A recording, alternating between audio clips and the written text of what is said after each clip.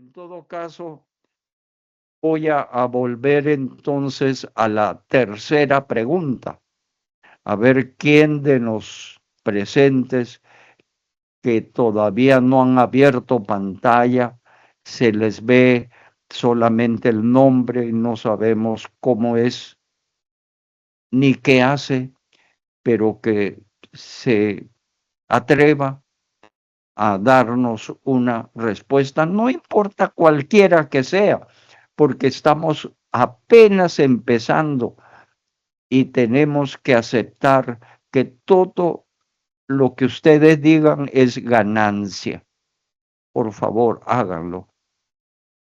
¿Quién quiere tomar la palabra?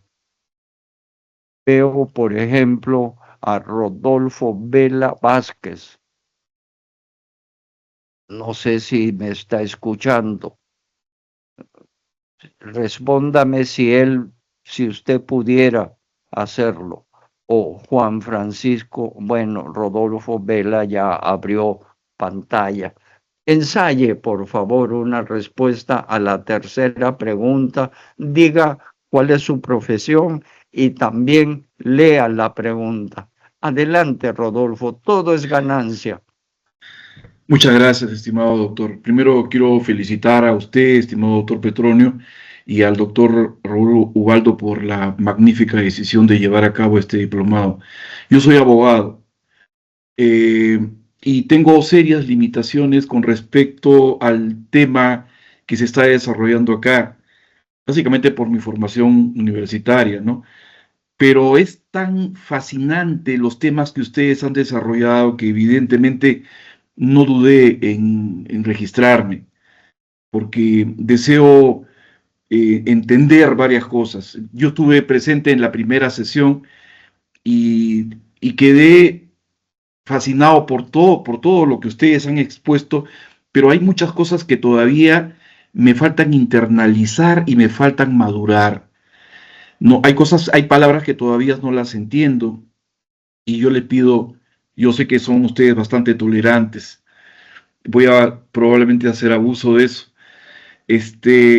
Quería expresarle, discúlpeme que no le pueda responder la tercera pregunta, pero yo había levantado la mano básicamente por dos cosas que me gustaría comentarlas y esperar la respuesta en cuanto usted crea que pueda ser pertinente, ¿no?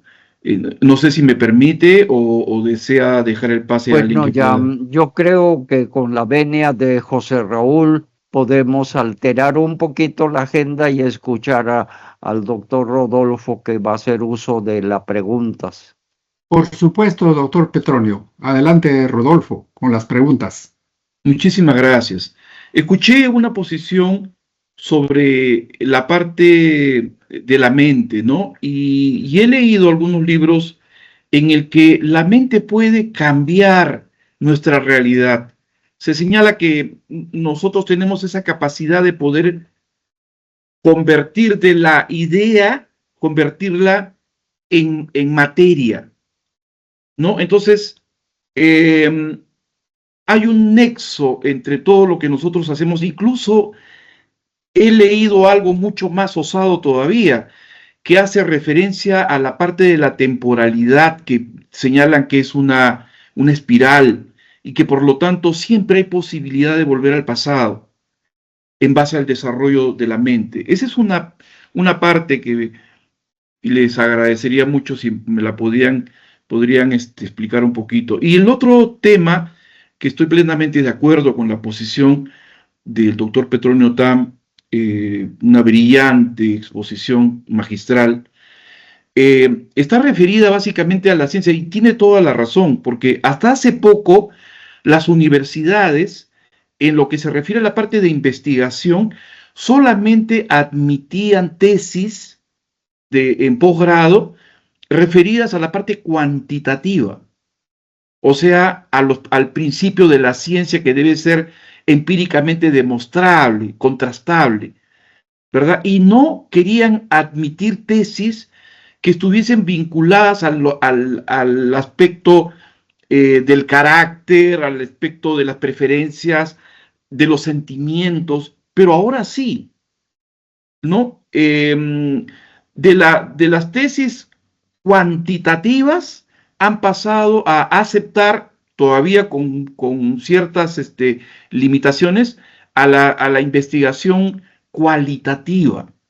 Recién, es más, en San Marcos, en la Universidad Nacional Mayor de San Marcos, creo que no es muy reciente, hace 6 años recién, 6 o 7 años, se han admitido, porque han sido muy reacios ellos en tratar de admitir como desarrollo de la ciencia, como punto de investigación, esta parte cualitativa de los seres humanos, de los grupos, ¿verdad? Entonces, bastante interesante porque el principio positivista, que yo tengo entendido que lo desarrolla primero Immanuel Kant, en su libro Teoría, o Crítica a la teoría pura de la razón, donde expresa que la ciencia reclamaba su lugar y que había que demostrarlo, que también Comte, que se entiende que es el padre del positivismo, ¿no? A mí me parece que es Immanuel Kant, porque él es el primero que desarrolla esta teoría de que la ciencia debería ser explicada, debería ser demostrada, y entonces el positivismo exige que nosotros tengamos que, cuando desarrollamos ciencia, cuando hablamos de seriedad, pues lo demostremos plenamente, como lo están haciendo ustedes ahora con esta parte de la espiritualidad, que no la había visto yo desde esa óptica, ¿verdad? El enfoque que ustedes le dan a todo este diplomado es tan fascinante, pero tengo lagunas todavía. Y me gustaría poder empaparme un poco más, y les agradecería muchísimo si ustedes tuvieran la gentileza de recomendarnos alguna bibliografía para poder ir desarrollándola, pero además también si nos pueden compartir las grabaciones para poder transcribirlas, porque necesitamos, yo por lo menos necesito un poco de tiempo y paciencia para poder digerirlo, leerlo, releerlo y empezar a entender un poco más las brillantes exposiciones de ustedes que simplemente mi mente, mi cerebro explotó, ¿verdad? Voló por la cantidad de información que ustedes han dado. En la primera sesión hablaron de que habían preferencias matemáticas y no matemáticas, y dijeron, bueno, yo no soy matemático y tengo limitaciones, y evidentemente esa es una de las cuestiones que yo tengo, no soy matemático, y entonces para poder entender mucho de las ecuaciones que ustedes han desarrollado, ya se pueden ustedes imaginar que necesito un poco más de paciencia, ¿no? Básicamente eso, estimado doctor Tam y doctor Ubaldo, ¿no?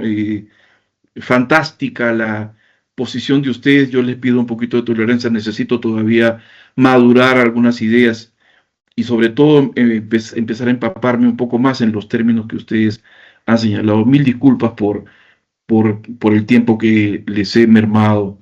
En la vez pasada se quedaron hasta tarde.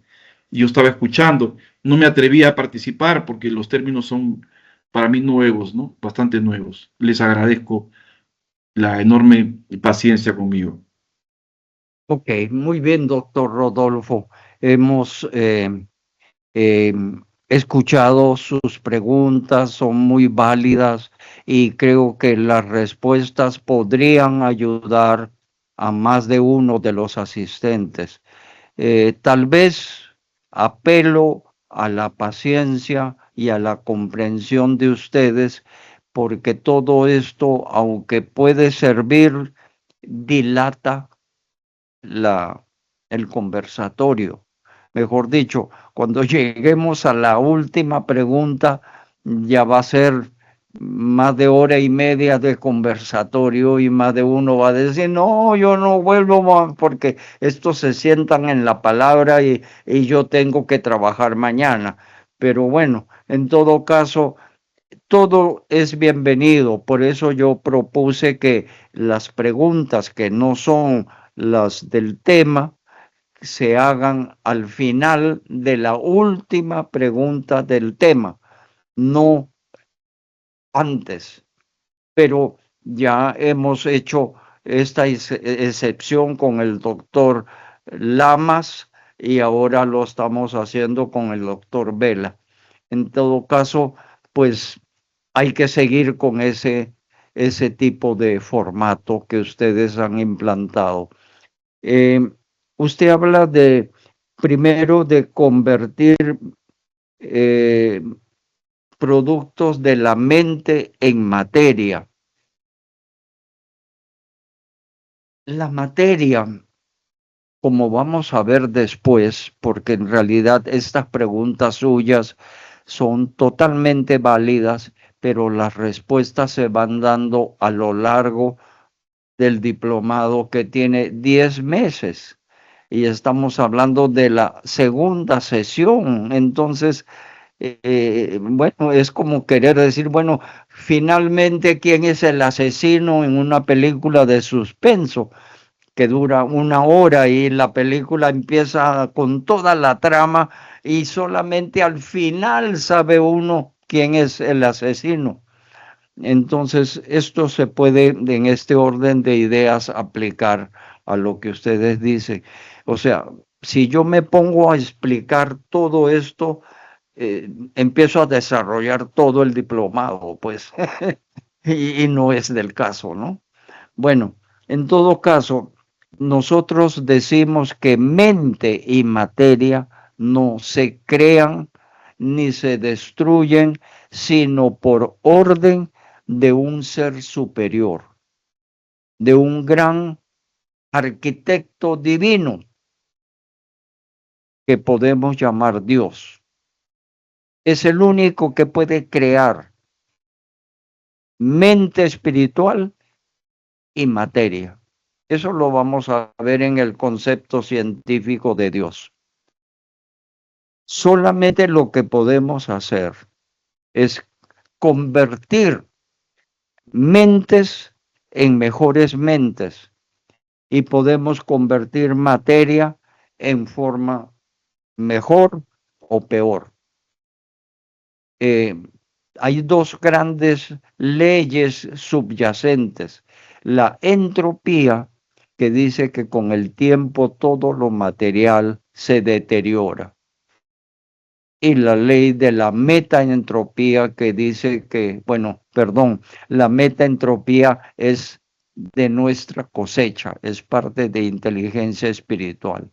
La metaentropía dice que con el tiempo todo la mente tiende a mejorar, tiende a perfeccionarse, tiende a seguir las palabras de Jesús de Nazaret: sed perfectos como perfecto es el Padre.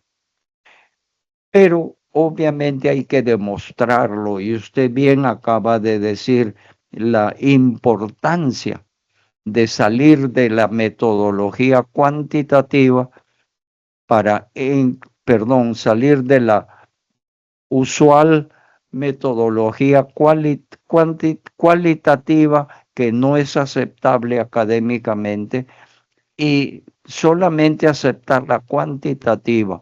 Hoy en día tenemos que aceptar ambas, pero ambas deben estar interrelacionadas de una manera íntima, racional, coherente, y eso es lo que estamos tratando de hacer, pero con un propósito de que académicamente hay que hacerlo, porque de lo contrario entramos en la falacia del dogma, que esto es así porque lo digo yo, y yo soy Immanuel Kant y tienen que creerme, y yo soy Nietzsche y me tienen que creer, y yo soy Stephen Hawking y me tienen que creer. Pero pues eso es dogma. Desgraciadamente, allí es donde fallamos. Muy bien, entonces vamos a hablar también de volver al pasado. Esto implica una de las grandes interrogantes del tiempo.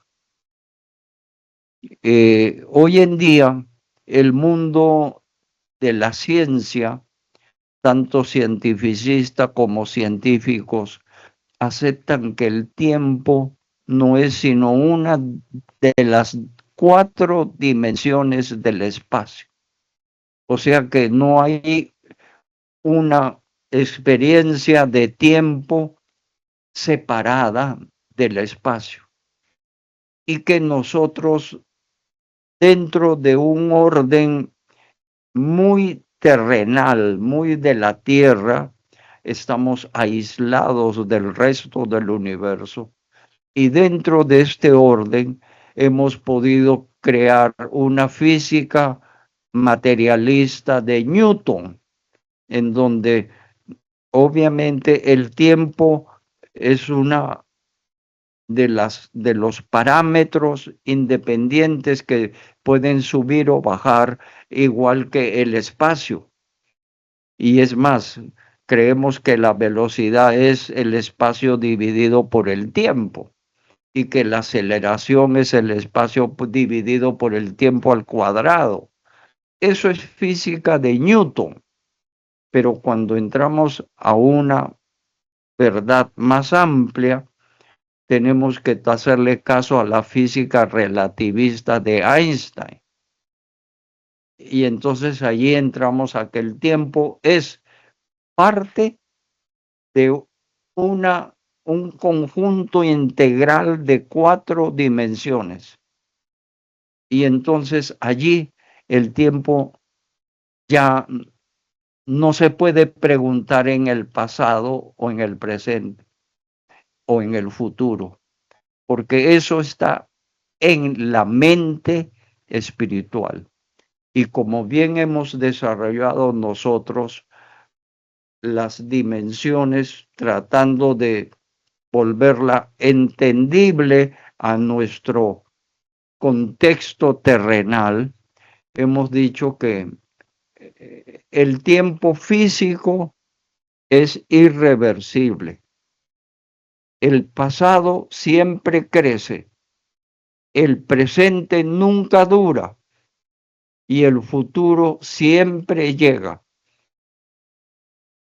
Bajo ese contexto no podemos volver al pasado.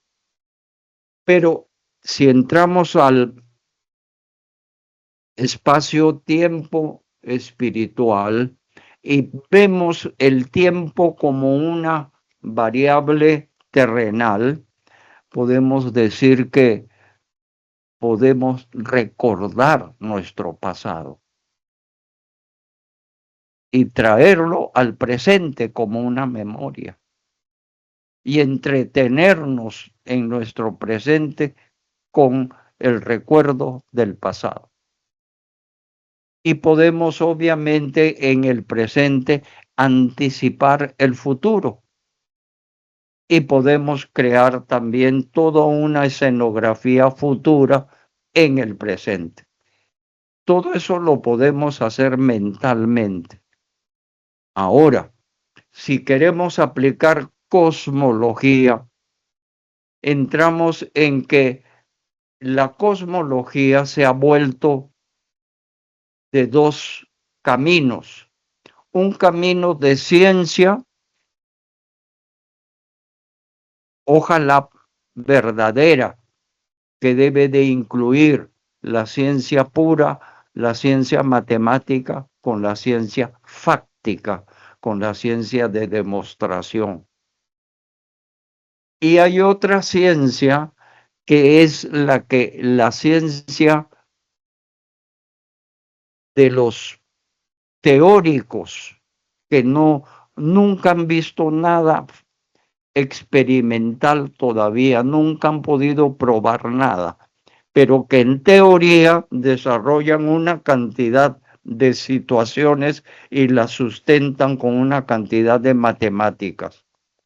Y dentro de eso aplican la posibilidad de hacer ficción, porque atrae, porque se comercializa, porque hoy en día vemos en YouTube una cantidad de podcasts y una cantidad de videos hechos para entretener, para satisfacer esa pasión que todos tenemos.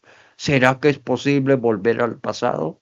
¿Será pues que es posible anticipar el futuro? Esto me obsesiona. Yo soy un pensador, yo soy un profesional, pero esto me fascina. Y entonces, esto es entendible, pero es un mercado que absorbe de una manera no científica, porque no hay nada probado. Dentro de eso le voy a hacer un ejemplo.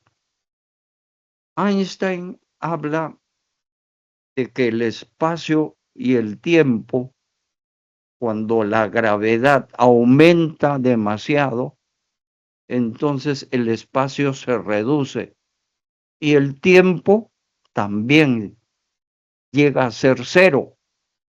¿En dónde? En una singularidad llamada agujero negro. Eso lo dijo Einstein sin probarlo, y llegó Stephen Hawking y lo probó matemáticamente. Los agujeros negros eran ciertos. Pero Hawking con su ficción dijo, pero estos agujeros negros tienen que volverse blancos para poder revertir toda la materia que desorganizaron. Y en ese proceso, todo el mundo dijo, listo, el universo ni se crea ni se destruye, solo se transforma. Dios no existe. Y esa fue la conclusión de Hawking. Pero entonces llegaron otros cientificistas a decir, bueno, pero Einstein propuso también los agujeros de gusano, en donde podríamos devolvernos al pasado. Y muchos físicos teóricos elaboraron un poquito más y dijeron, es que con la teoría de cuerdas supersimétricas existen muchos universos paralelos. Y algún universo paralelo incluye el pasado que fuimos. Y algún otro podría suceder que es el reflejo del futuro que seremos. Y entonces entendieron que el agujero de gusano era el instrumento. ¿Y qué era un agujero negro de gusano? Un agujero de gusano era la unión teórica del cono en la punta de dos agujeros para crear entre la punta un pasaje, y a ese pasaje se le llamó agujero de gusano. Y se dijo que en esa zona en donde la materia se volvía nada, entonces allí se podía volver al pasado o se podía revertir el futuro. Pero nadie, ningún físico pudo ver nada fáctico, nada experimental que comprobara esta propuesta teórica y de ficción. Pero hay muchos que están absorbidos en esa tentación. Yo quiero saber si puedo volver al pasado. Yo quiero saber, esto me fascina. Es natural que a todo el mundo le fascine, pero tenemos que aterrizar a la realidad. Entonces, hasta que no se compruebe fácticamente, no se puede tomar como parte de inteligencia espiritual. Inteligencia espiritual empezó a tomar agujeros negros cuando el telescopio Hubble hizo las primeras imágenes de agujeros negros. Aparecieron por fin lo que teóricamente a Einstein se le ocurrió y lo que Stephen Hawking matemáticamente comprobó. Pero hasta allí no se había visto el agujero negro. Pero Hubble, como telescopio, comprobó que existen los agujeros negros. Entonces inteligencia espiritual dijo, venga para acá, agujeros negros, entre dentro de lo que estamos tratando de manejar. Pero volver al pasado no califica. No califica. Agujeros de gusano no califican. Universos paralelos no califican. Multiversos no califican. Y así, pero eso está lleno en el YouTube de podcasts que explotan comercialmente esa natural tendencia humana de yo quiero saber, yo quiero que me expliquen, pero hasta que no se compruebe fácticamente no califica. No sé si con esto lo aclaro o de pronto lo dejo en la misma duda, Rodolfo. Exposición, estimado autor. Muchísimas gracias, muy claro. Ok. Y el último punto, respecto a las grabaciones, nosotros con mucho gusto podemos compartir algunas grabaciones. No queremos dar todas y tampoco a todos, porque se vuelve moneda de cambio entre las personas y termina comercializándose y se pierde obviamente la propiedad intelectual.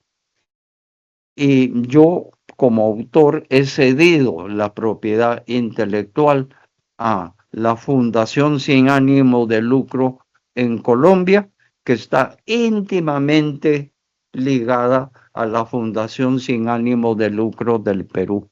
De manera que estas dos fundaciones pueden acceder a todo lo que yo he hecho, pero queremos ser muy cuidadosos con dar a todo el mundo todo gratis, porque este diplomado es gratis y mañana el que tiene el diplomado quiere más y más y más y más y no sabemos, ya perdemos el control, ¿no?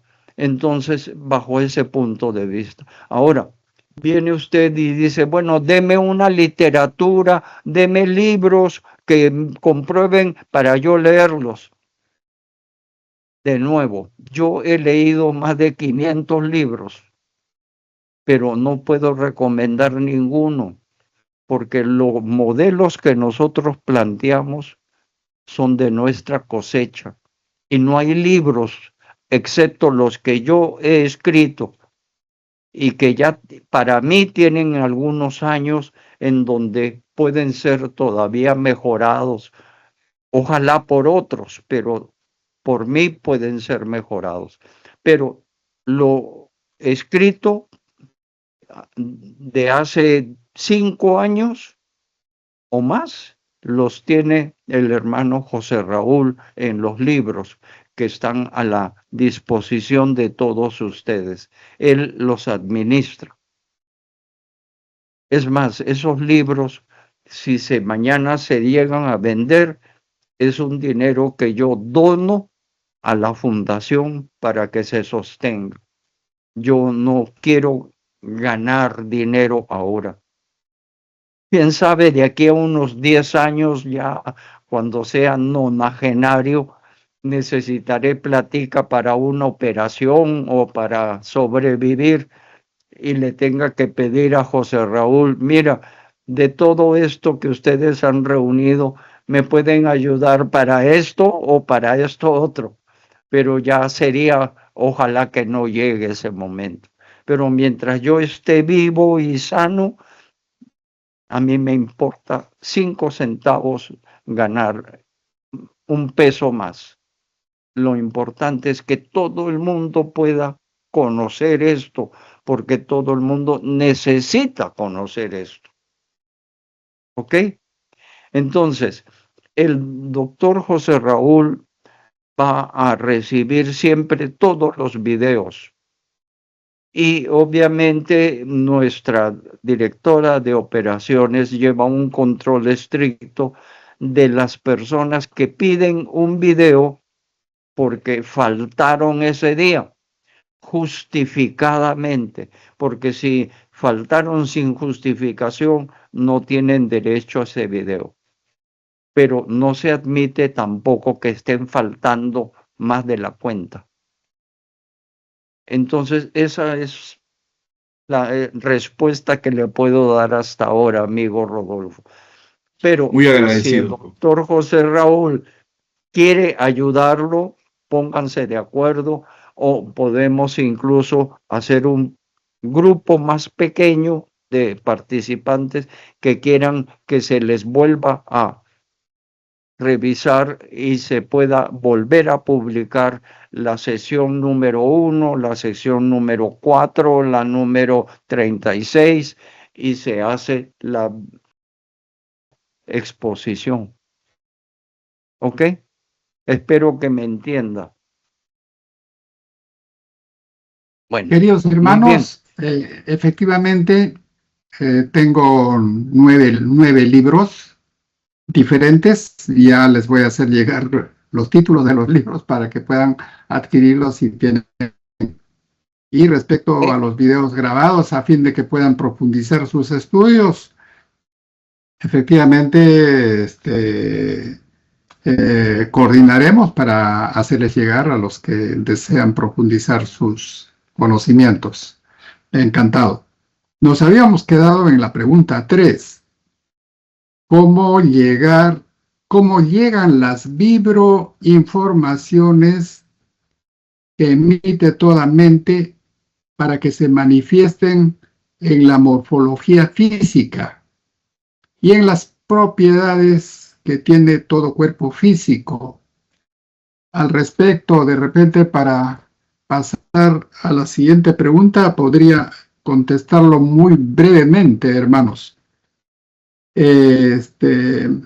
Inteligencia espiritual plantea una secuencia que va desde la mente hasta la acción ejecutada por el cuerpo físico y también viceversa.